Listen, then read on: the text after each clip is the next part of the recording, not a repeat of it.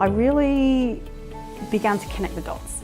Everything had been very much around systems and processes and new ideas and things that I couldn't really test out whilst on maternity leave.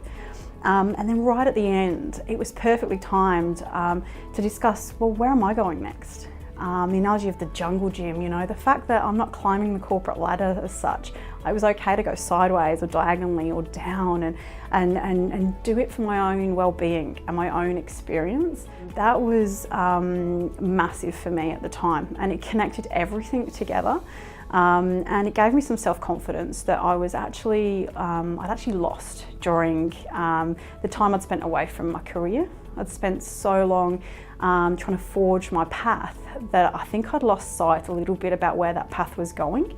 And I thought sometimes that those little snakes in the path or the little side paths were problems. I thought that that was a bad thing that I'd gone down those. But I realised it was all just part of my journey, and I started to accept them and take a bit more time for myself. And that was when a lot of the other learning really consolidated itself, and it became very powerful for me.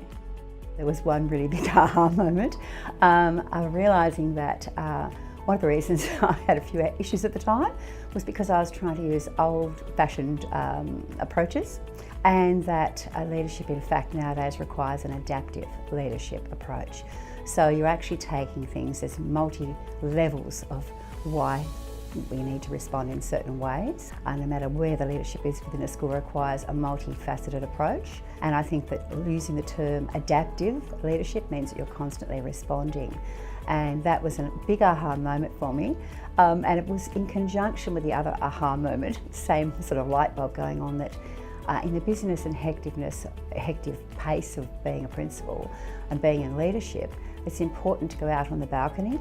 So going out on the balcony was a light bulb. I was like, oh, okay. So in the busyness of today, I should actually take a moment to actually be reflective, to be critically analysing what's going on, to stand back, and that whole visual of watching the dance floor below with everything happening gave me greater insight into looking at certain people, certain actions, certain responses that are necessary.